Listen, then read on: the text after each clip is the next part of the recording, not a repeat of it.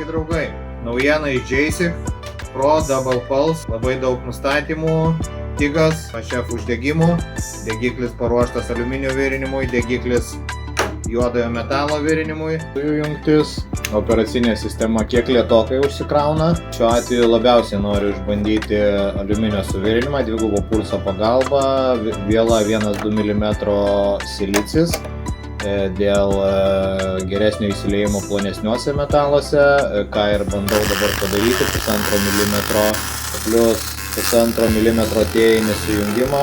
Dėka gausių nustatymų tikrai galima susireguliuoti ir suvirinti gana nesunkiai, 2 mm lygiai taip pat. Labai gražiai susivirina, labiausiai buvo neramu dėl gana storo metalo.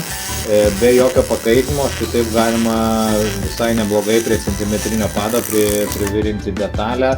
Keletas konstrukcinių bandymų jūsų dėmesio lygiai taip pat, kaip visą taip atrodo, ir į viršų 1,5 mm pravirinimas gana sudėtingas, bet įmanomas.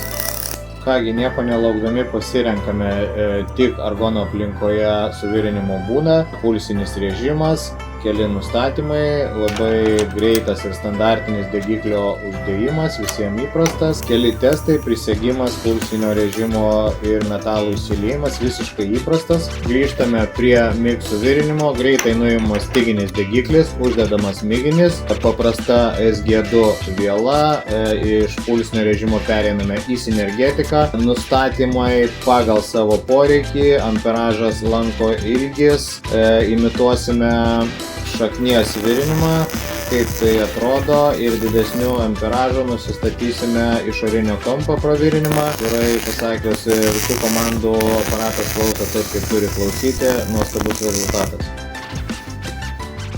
Na kągi, štai toks testas, komentuokite, sakykite savo nuomonę, galbūt kažkas tokiu jau naudojasi, labai būtų įdomu sužinoti daugiau, pasidalinkite su mumis.